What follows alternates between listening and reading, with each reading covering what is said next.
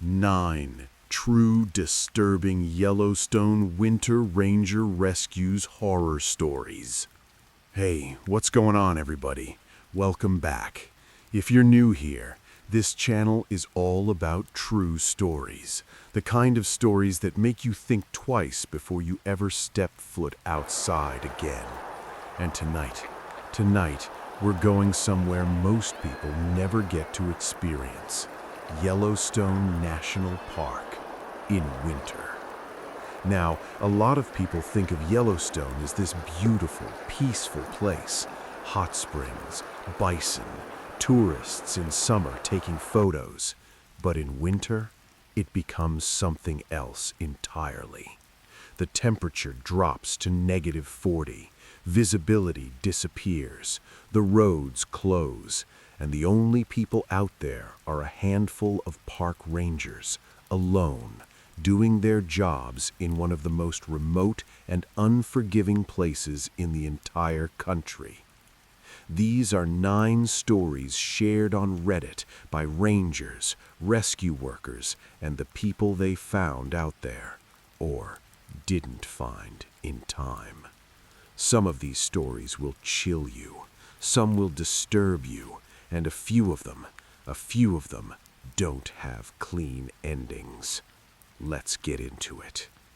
Story 1: The Snow Cave. It was the kind of cold that makes your lungs hurt when you breathe in.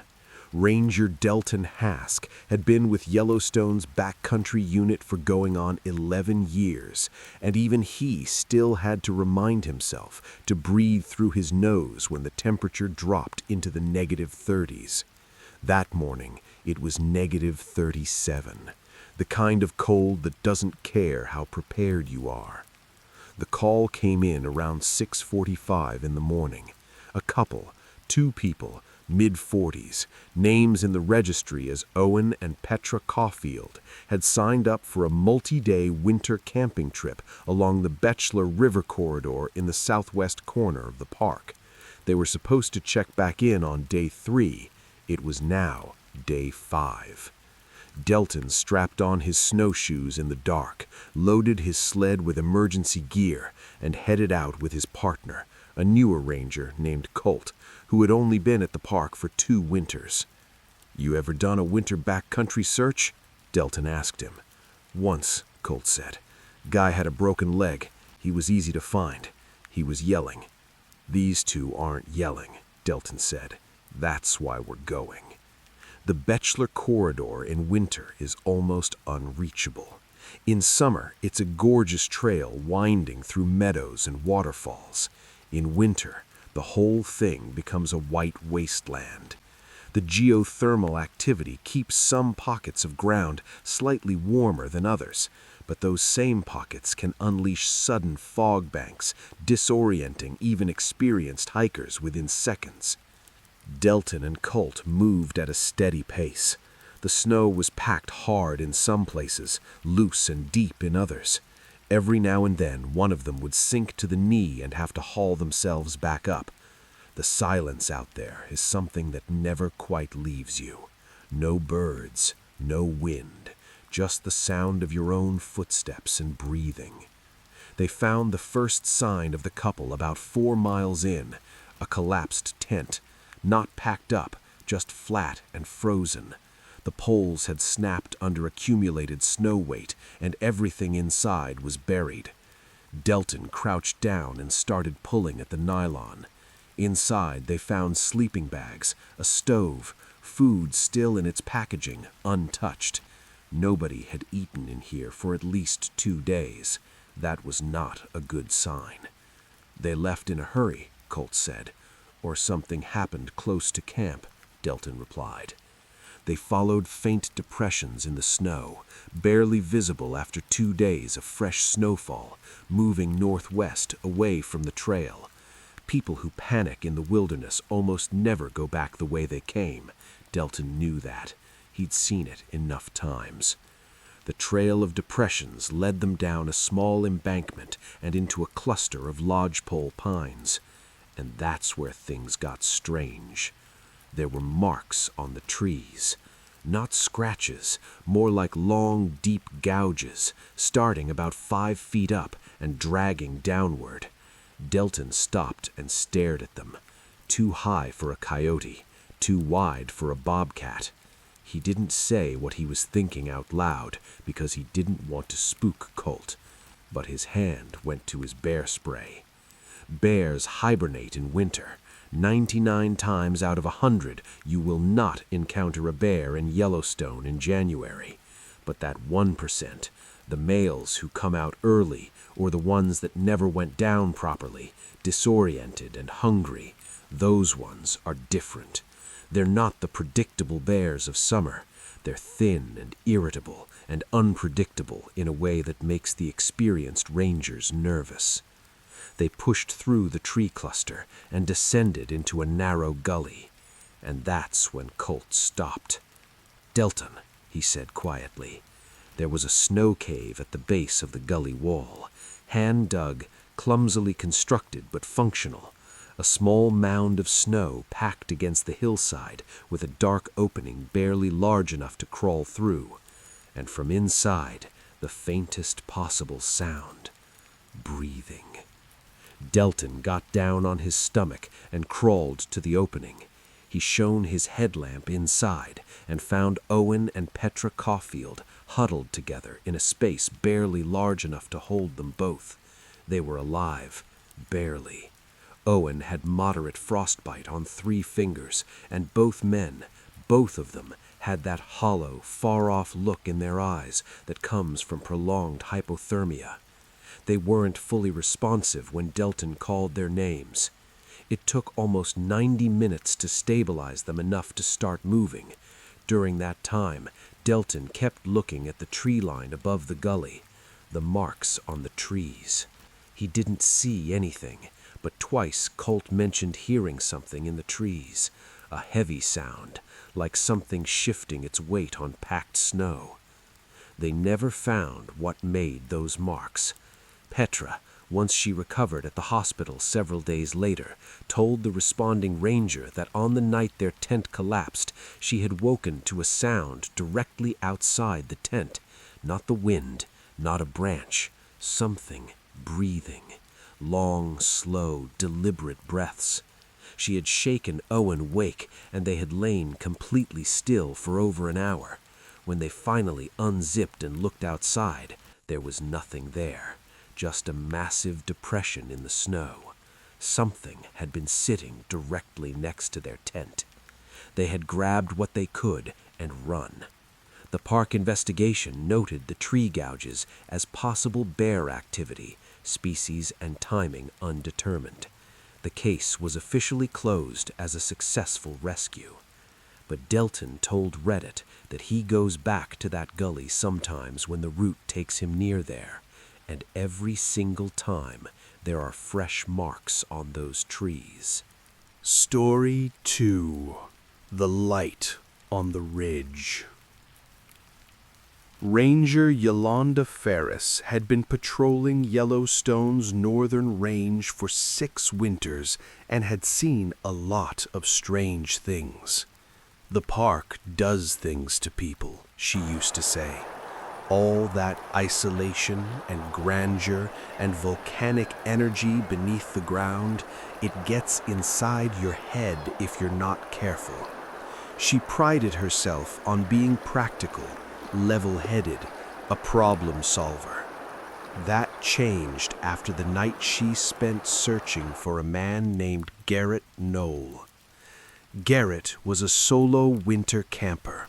In his late 30s, experienced by most measures, he had completed winter camping trips in Glacier, in Denali's foothills, and in the Wind River Range.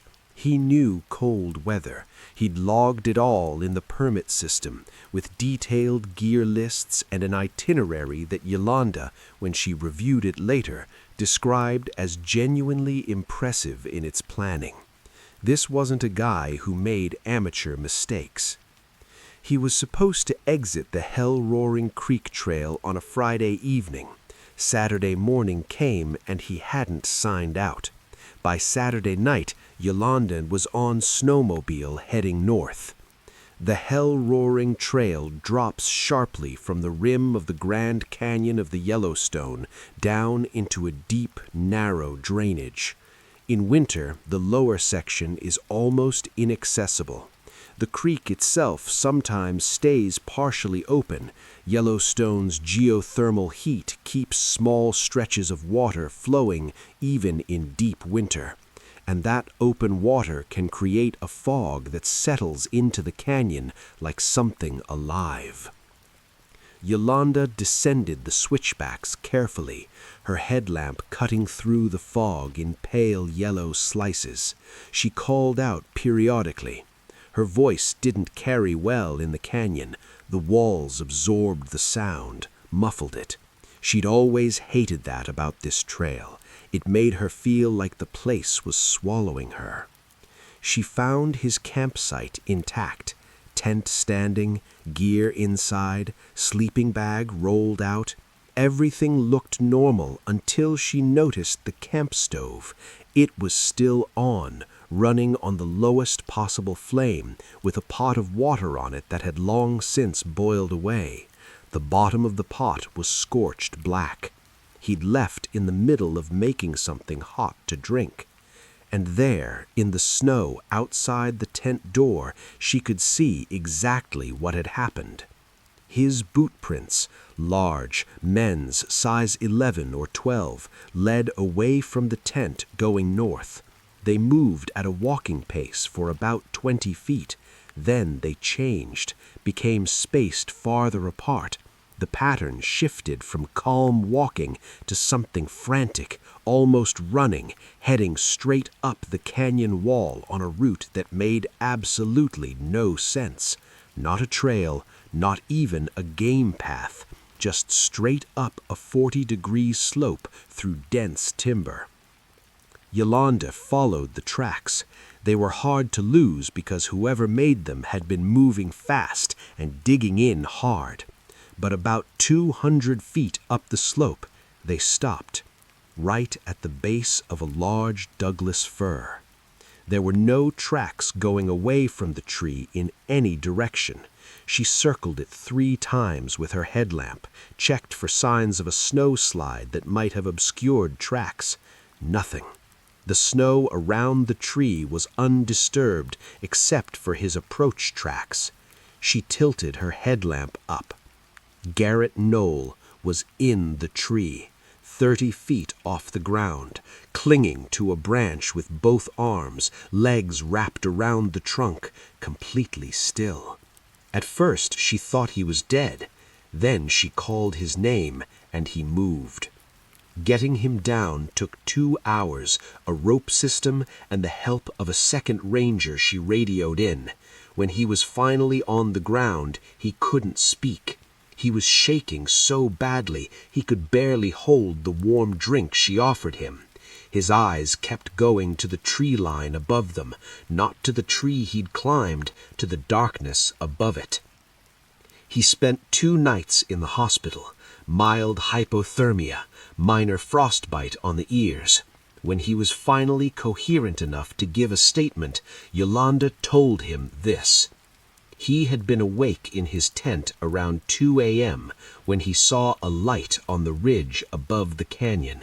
He described it as amber-colored, moving slowly along the rim.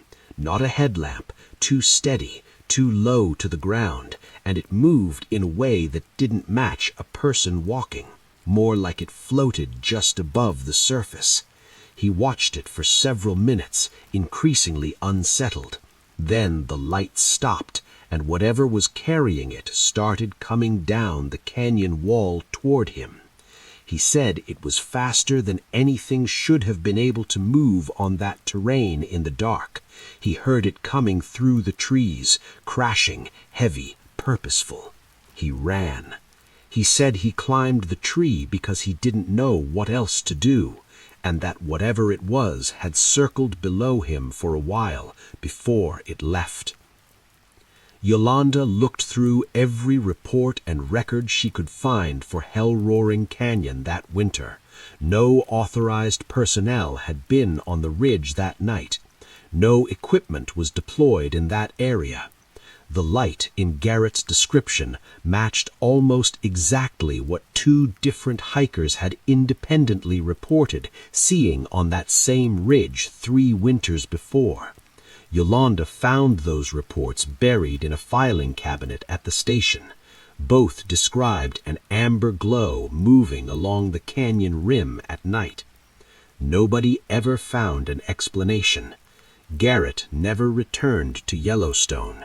Yolanda still patrols Hell Roaring.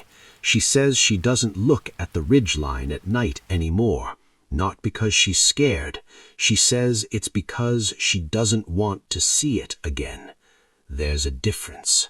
Story 3. What was wearing his clothes? This one was posted by a Reddit user who goes by the name OutdoorEMT_Trace. He worked as part of a volunteer search and rescue team that operated in conjunction with Yellowstone Rangers for several seasons. He said he'd been debating posting this story for years and finally decided to put it out there because he needed someone else to know about it. It started with a missing person report in late January. A man named Curtis Blevin, age 52, had told his wife he was driving to Yellowstone for a solo day hike, just a short out and back on the Fountain Flat Drive area, an easy, flat route, well-traveled even in winter. He was experienced, she said. He did this kind of thing all the time. He'd be back for dinner. He wasn't back for dinner. By 9 p.m., his wife had called the park. By midnight, Trace and his team were coordinating with 2 rangers to start a grid search of the Fountain Flat area. Here's the thing about Fountain Flat in winter. The geothermal activity there is constant and close to the surface. Boiling springs, steaming vents, bubbling mud pots, all of them partially hidden under snowpack that looks perfectly solid until it isn't. The rangers there operate under a strict protocol. You do not step off the boardwalk. You do not shortcut across open snow flats, because the ground beneath you might be a crust of frozen mineral deposits over a thermal pool heated to 180 degrees. People have died that way in Yellowstone. It is not a dramatic death. It is just gone. The search team spread out along the marked trails, headlamps in the dark. The steam from the thermal features rose in thick columns around them, and in the cold air it hung close to the ground, so visibility in some areas was just a few feet. Trace described it as walking through something between a fog and a dream. About 40 minutes in, one of the rangers, a woman named Felice, called over the radio. She'd spotted something on the far side of a large thermal basin, a figure, standing still, in the steam. They converged on her position, and through the steam, Trace saw it too. A man, standing about 60 yards away on the far side of the basin, just standing there, not moving, not responding to their shouts. Here's what made Trace's skin go cold. The figure was standing in the middle of the thermal flat, not on the boardwalk, not on any designated path, right in the middle of the open snow where no one should have been standing. Felice tried to get closer, and the snow at the basin edge began to crack and hiss. She stopped immediately. They spent several minutes calling out across the basin, shining their lights at the figure. It didn't move, didn't call back, just stood there in the steam. Then the steam shifted with a slight wind, and they got a clear look. The figure was wearing a bright orange down jacket, the same make and color that Curtis Blevin's wife had described, same build, same general height, but the posture was wrong. Something about the way it was standing was just wrong in a way Trace said he couldn't fully articulate. Too still, no micro-movement, no shift of weight, not breathing visibly, even though in that cold any breath would have been visible from 50 yards. They called the park's specialized thermal team. That took over an hour. When the thermal team arrived with their probes and equipment, they carefully mapped a route across the basin. It took another hour. The figure was still standing in the same spot when they reached it. It was Curtis Blevins' jacket. Just his jacket. Standing upright in the snow, packed with compressed snow inside it, and propped up by something the report later described as unclear, possibly a stick or post, no definitive origin. His backpack was there too. His boots were there, next to the jacket, side by side and neatly arranged. Curtis Blevin himself was found 3 days later, 8 miles from that location, on the other side of the park. He was alive, dehydrated and mildly frostbitten, confused about how he'd gotten there. He had no memory of leaving Fountain Flat. His last clear memory was eating a granola bar on the boardwalk in the early afternoon. He had no memory of removing his jacket. He had no memory of the boots. When he was shown a photo of the jacket propped up in the basin, he stared at it for a long time and then told investigators he didn't want to look at it anymore. Nobody ever adequately explained what they found.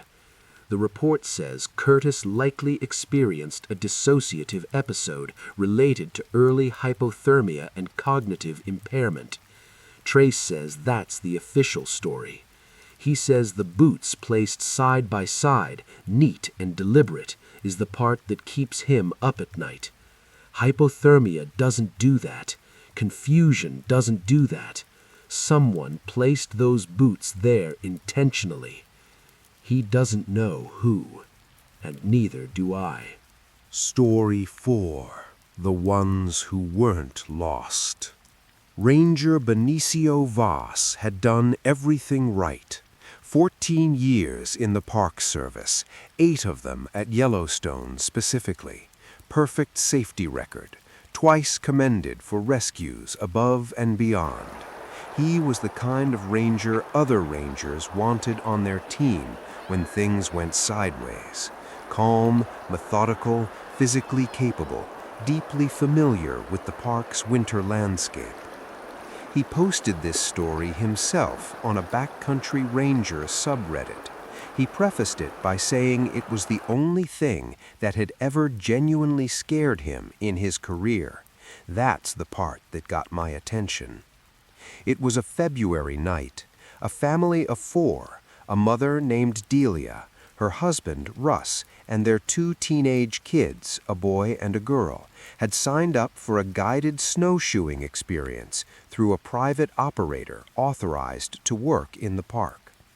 The guide had them out on a trail near the West Thumb Geyser Basin when a sudden weather shift brought whiteout conditions within about 20 minutes. Yellowstone can do that. The weather there doesn't give warnings.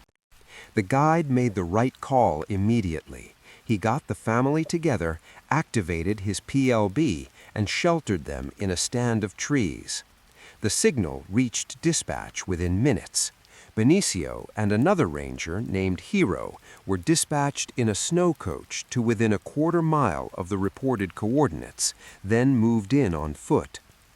They found the guide and the family quickly. That part was easy. Everybody was physically fine, cold, scared, but uninjured. The guide was relieved to see them. The mother, Delia, was crying. The father, Russ, looked pale and quiet. The 2 teenagers, Benicio thought their names were maybe 15 and 17, were huddled together and barely speaking. Benicio began the process of leading them back out. Standard stuff. Keep the group moving, keep spirits up, stay on the bearing. But about 10 minutes into the return route, Hero came up beside Benicio and spoke quietly. "How many people are in this group?" Benicio counted. 6, guide plus 4 family members plus us. "I count 7, Hero said. Benicio looked back at the group moving behind him. In the dark and the blowing snow, counting was harder than it should have been. He slowed the group down and counted carefully. 7. There were 7 people behind him and Hero. That meant 1 extra person. He turned his headlamp on the group and looked at their faces, the guide, Delia, Russ, the boy, the girl, and behind them, slightly off to the left, another figure, wearing what appeared to be a dark coat, standing a bit apart from the family, not speaking, not making any sound. Benicio asked, politely, calmly, because he is a professional, who the extra person was. Nobody in the group answered. The guide said there were only 4 in the family, plus himself. Delia looked confused. Russ turned and looked at the figure behind them, and then looked back at Benicio without saying anything. The 2 teenagers were staring at the ground.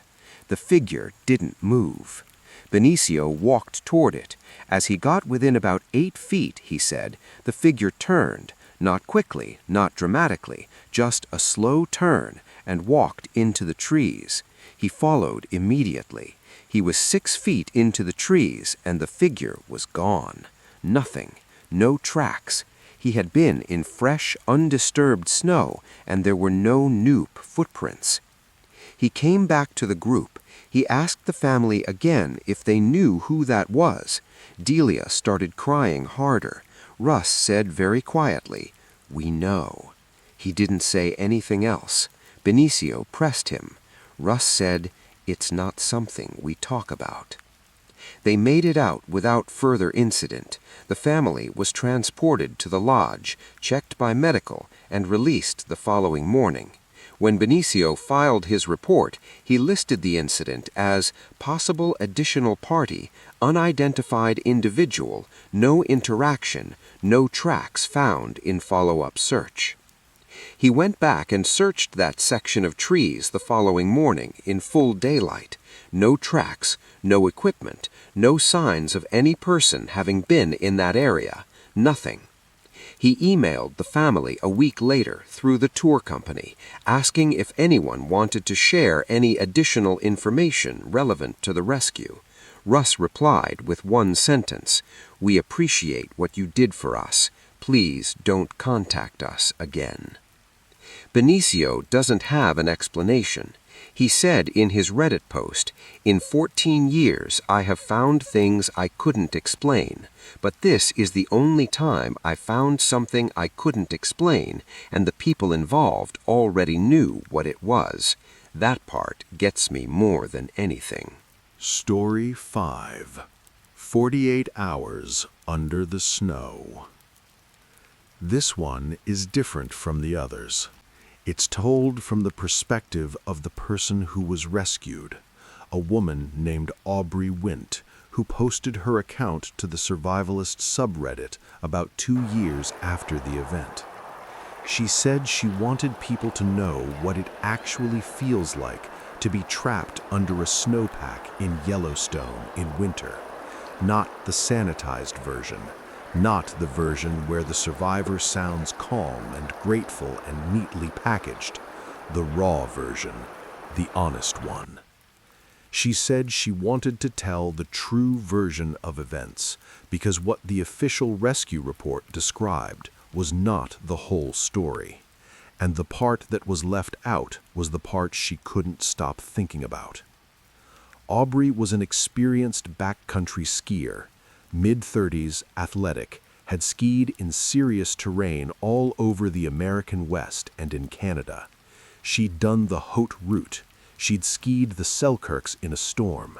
She knew avalanche terrain the way a seasoned driver knows a dangerous road, not fearlessly, but with deep, practiced respect.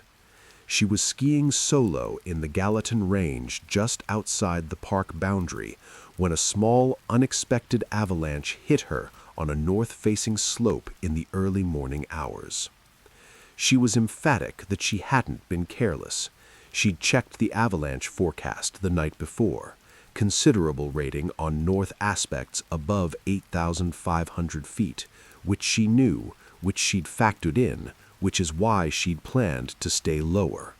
She was at 7,800 feet. She was on a moderate slope. She had done everything right. The mountain didn't care. She described the slide as more like the hillside simply giving up, a section of slab about the size of a school bus detaching without warning and coming down. No rumble first, no crack she heard, just the sudden sensation of the ground beneath her skis releasing, and then white. She tried to ski out of it.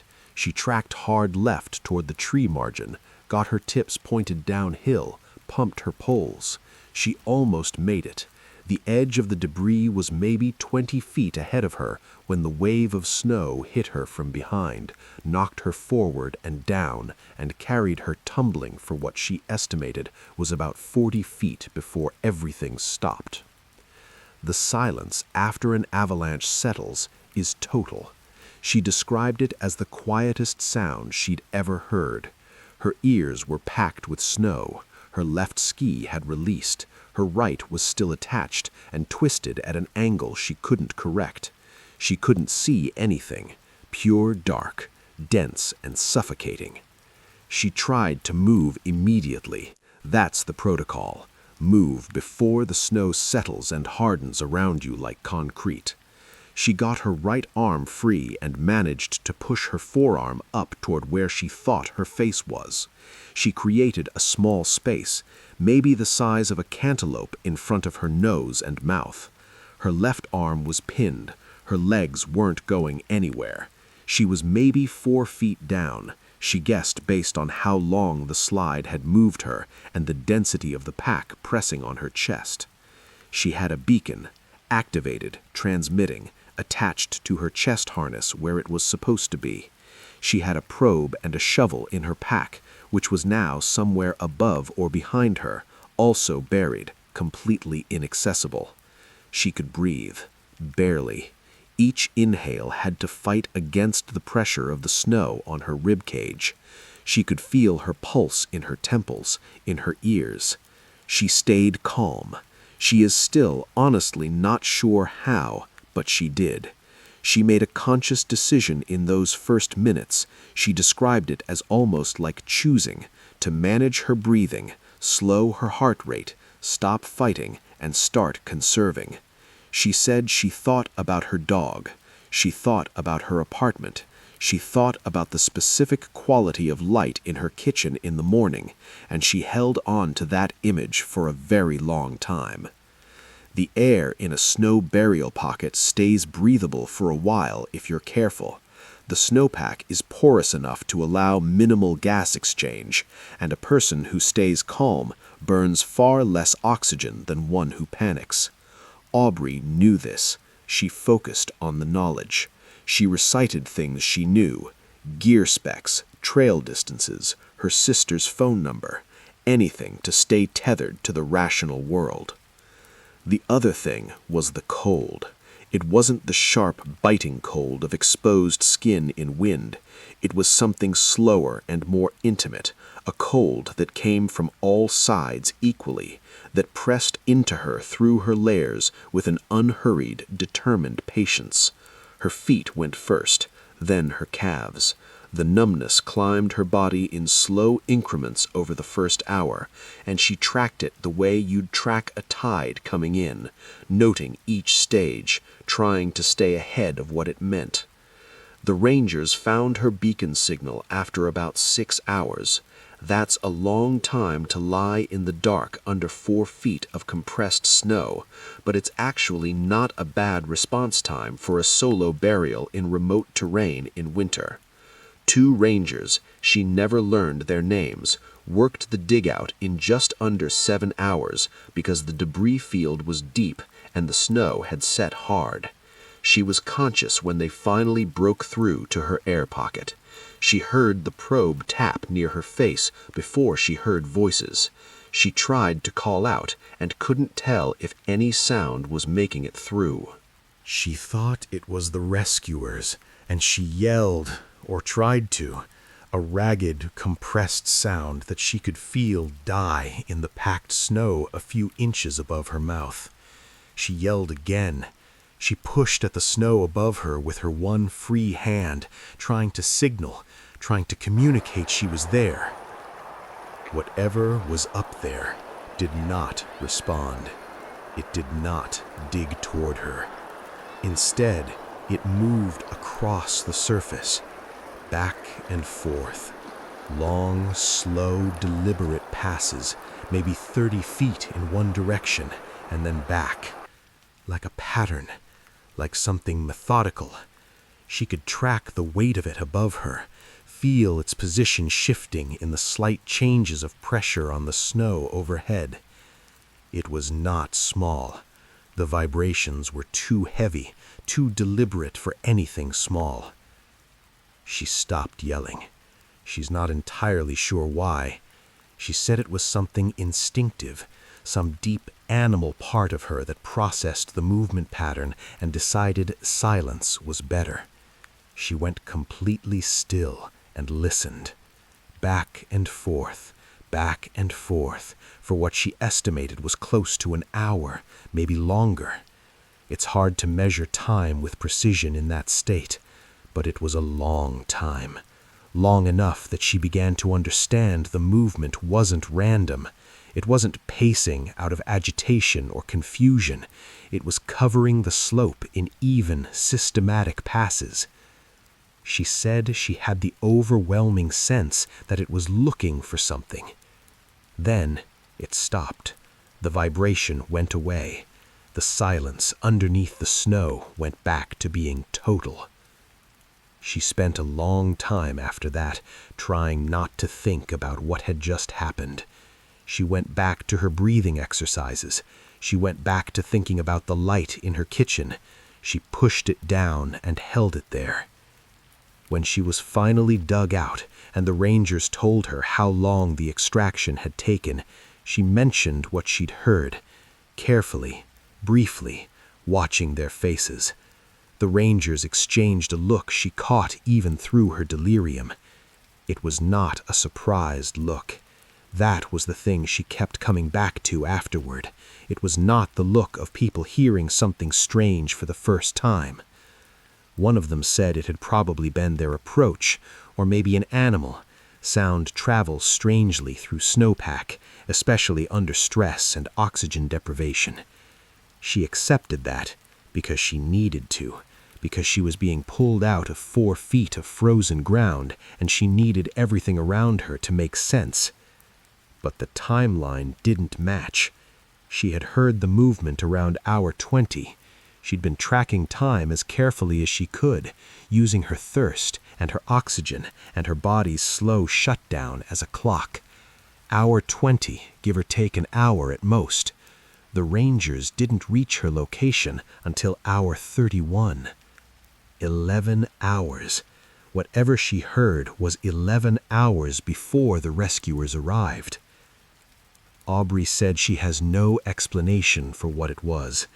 She knows the rational options: another skier who passed through, an animal crossing the debris field, the snowpack itself shifting and settling in patterns that mimicked movement.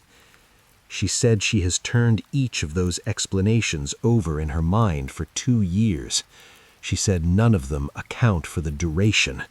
None of them account for the pattern. Back and forth, even passes, covering ground. The way something moves when it's searching and it knows roughly where to look but hasn't found it yet.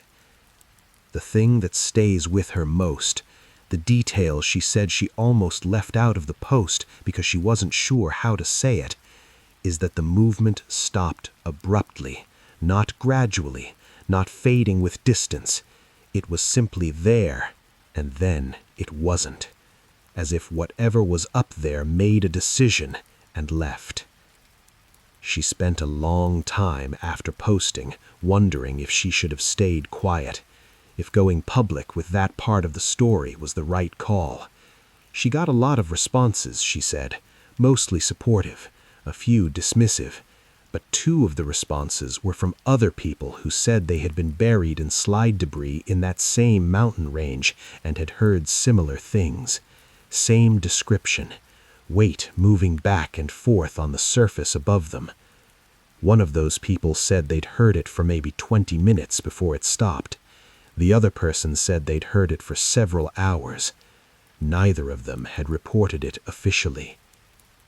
Aubrey doesn't go back to the Gallatins anymore. She still skis. She said the mountains didn't take anything from her that she needed to give back. But she skis with a partner now, always, and she doesn't do North Aspects in January anymore.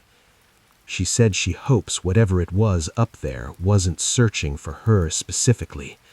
But the way she ended the post, she said it quietly, plainly, the way someone says something they've been sitting with for a long time, is this: "The part I can't let go of is that it came back twice.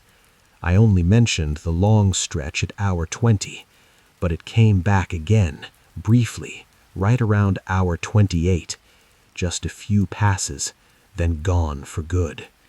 And I've thought about that for 2 years now, because hour 28 was 3 hours before the Rangers arrived.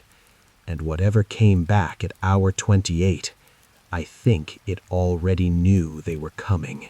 Story 6. He kept saying someone brought him. The dispatcher who took the original call said the man's voice was one of the strangest things she'd ever heard in 7 years of emergency dispatch. Not panicked, not crying, just flat, completely, entirely flat, like he was reading from a list. The man said his name was Philip Austin. He said he was at a payphone, one of the few remaining in the park, near the Mammoth Hot Springs visitor area, and that he needed help. He said he had been in the backcountry for 4 days. He said he didn't know exactly where he had been. When the dispatcher asked how he'd gotten to the payphone, Philip said, "Someone brought me." She asked who brought him. Long pause. "I don't know," he said.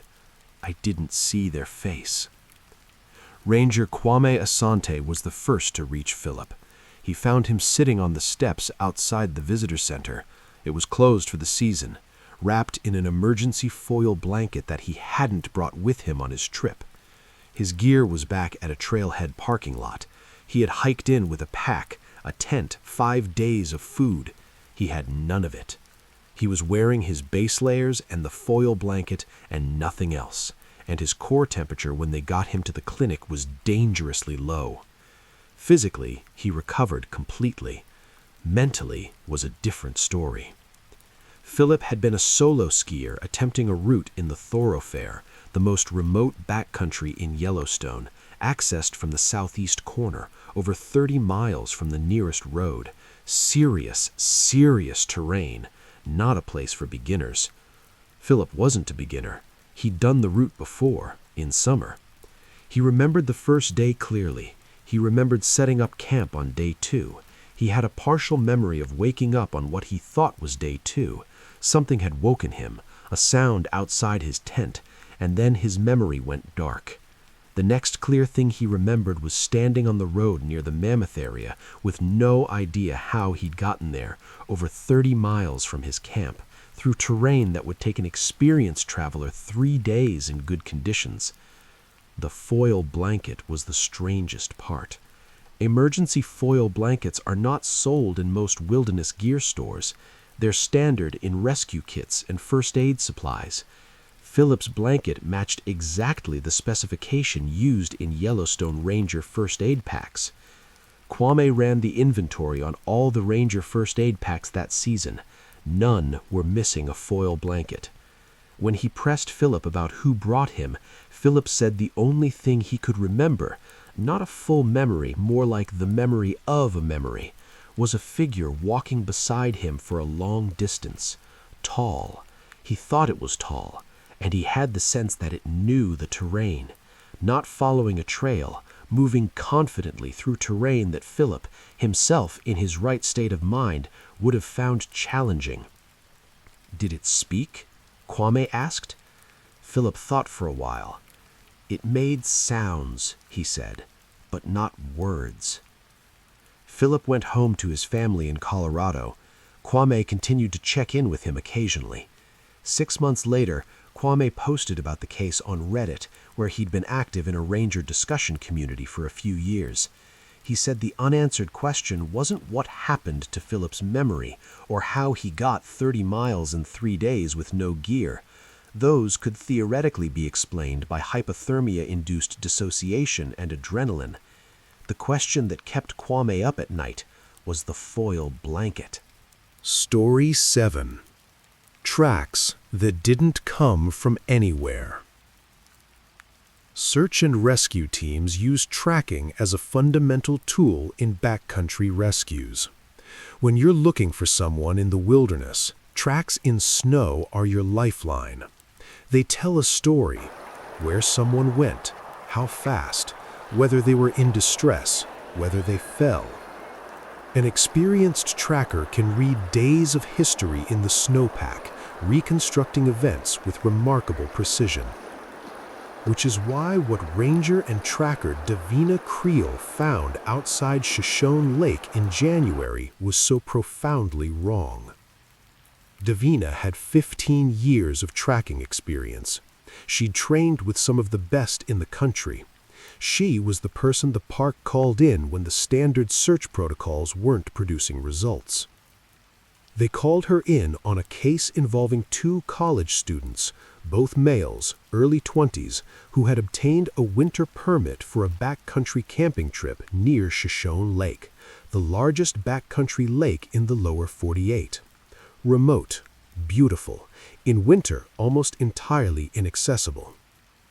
The students, Tommy Ero and his roommate Kevin Port, had been reported overdue by their university. Their emergency contact form, filled out per park requirement, indicated they had a planned extraction time of noon on a Thursday. By Friday morning, they hadn't emerged from the backcountry. Davina and 2 other rangers moved in on Saturday. The weather had been clear for 2 days prior, meaning conditions were ideal for tracking.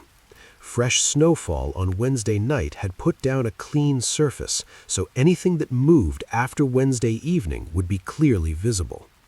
She found their campsite easily. Everything appeared orderly. Tent standing, food properly cached, both sleeping bags inside, stove and cookware, all the markers of people who intended to come back to camp. From the campsite, there were tracks leading down toward the lake shore. 2 sets, matching the boot size and gait patterns she'd expect from 2 young men. She followed them to the lake edge. The tracks went to within about 10 feet of the ice shelf and stopped. Just stopped.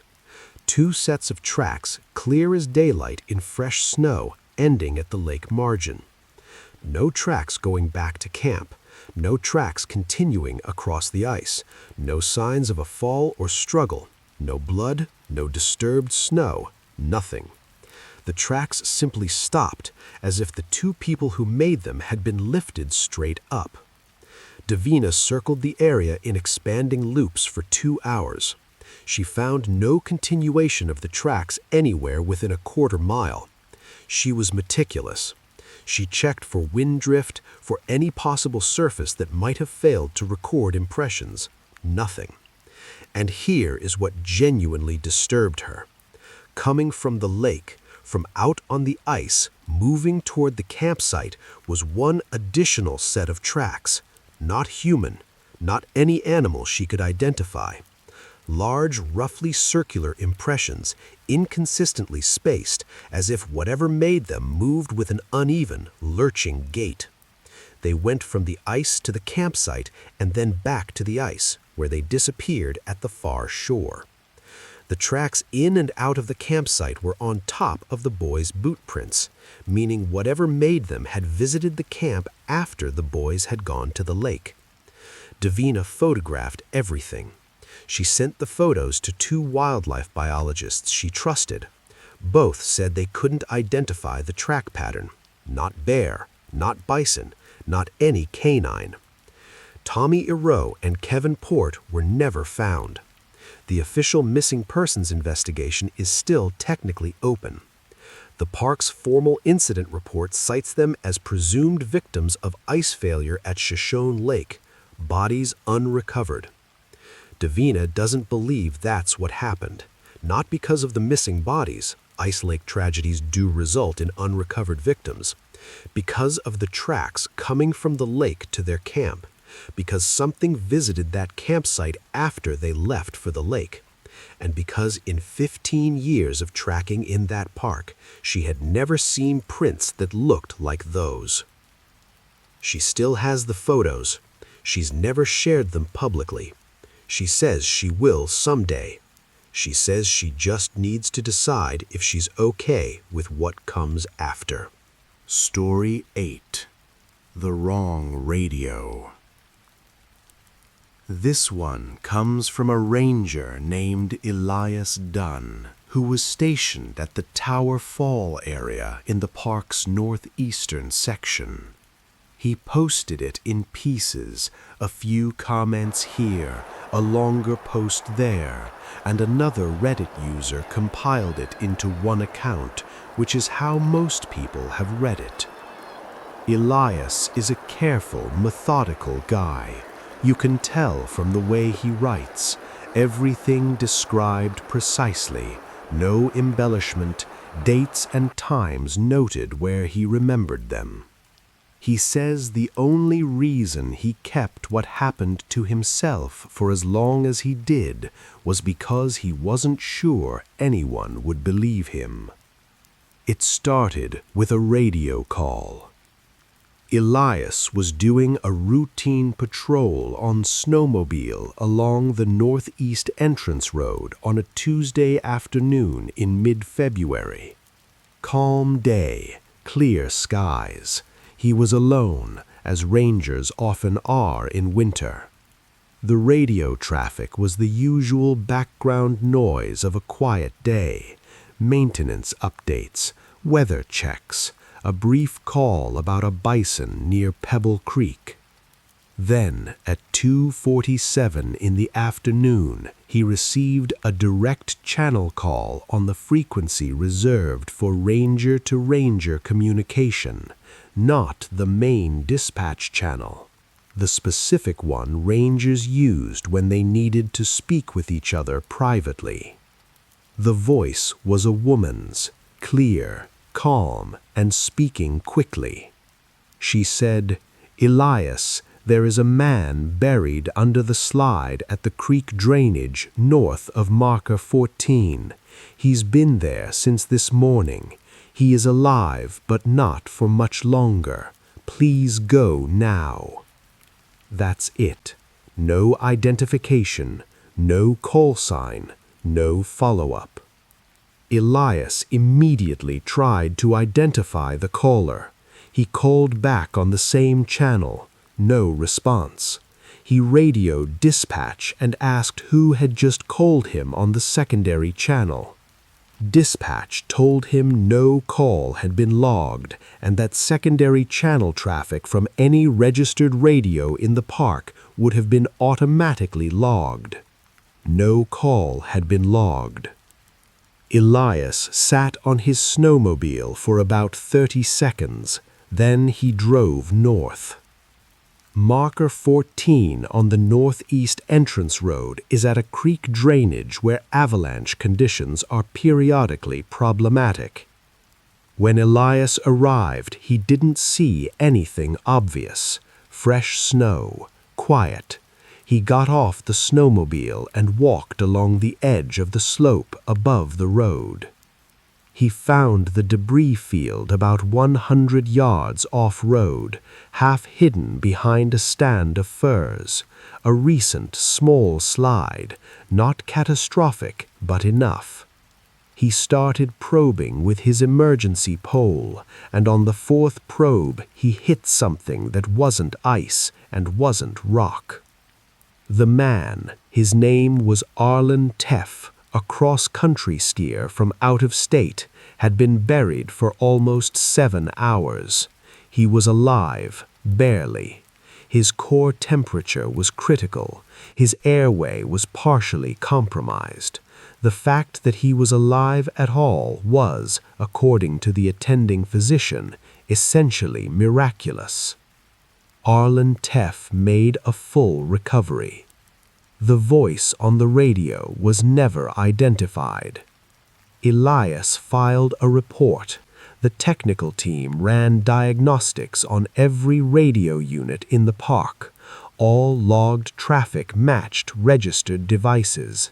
The call Elias received simply did not exist in any system. Elias has one theory which he shared on Reddit somewhat hesitantly. He said there is a local oral tradition among some of the longer-serving staff at Yellowstone, not official, not documented anywhere, of a ranger who died in an avalanche incident in the park in the early 1970s, a young woman. He said a couple of the older staff had mentioned her over the years, always vaguely, always offhand. He'd never put much stock in it. He said he doesn't know if he put stock in it now either. He just knows that whoever called him that afternoon knew his name, knew the exact location of a buried man, and used a communications channel that requires an authorized park radio to access. He said he's grateful for the call, whatever it was. Story 9. The Last Patrol. I want to close with this one, because it's the one that stays with me the most. Not because it's the most dramatic. Actually, it might be the least dramatic of all 9 stories. But there's something about it that gets under your skin in a way that's hard to shake. This story was posted by a man named Rowan Crestfield. He was a ranger at Yellowstone for 3 winters, starting in his late 20s. He said those 3 winters changed something in him. Not in a bad way, he was careful to add. In a way that made him take the world less for granted. He's not a ranger anymore. He moved on to a different career. But he says he thinks about those winters constantly. His last patrol of his final winter season was in early March. The park was beginning its slow transition, slightly longer days, the first hints that the brutal cold was lifting. Not warm by any measure, still well below freezing, but there was something different in the air, something almost like hope. He was doing a solo patrol through the Pelican Valley, which is one of the largest high-elevation valleys in the park. Open, enormous, sweeping. In winter, it's often referred to as one of the loneliest places in America. Miles of open snowfield, with the Absaroka Range rising in the distance, and nothing between you and the mountains but white silence. He was checking trail markers, making notes, routine work. He'd been out for about 3 hours when he noticed something about a quarter-mile ahead. A shape in the snow. He rode toward it on his snowmobile and slowed as he approached. It was a woman, sitting in the snow, cross-legged, upright, completely still. His first thought was the worst thought, that she was dead, that the position was coincidental and she'd been there for a while. His second thought was that she was impossibly still for someone alive. No shivering, no movement at all. He stopped the snowmobile and called out. She turned her head. She was alive. He went to her. She was elderly. He guessed late 70s, possibly older. She was dressed for the cold, but not for serious backcountry. More like what someone might wear to walk from a car to a visitor center. No pack, no equipment, no snowshoes. She was sitting in the middle of the Pelican Valley, 3 miles from the nearest road, with no obvious means of having gotten there. He crouched down to her level. He asked her if she was okay. She smiled. She seemed entirely calm and entirely at peace. He asked her how she'd gotten out here.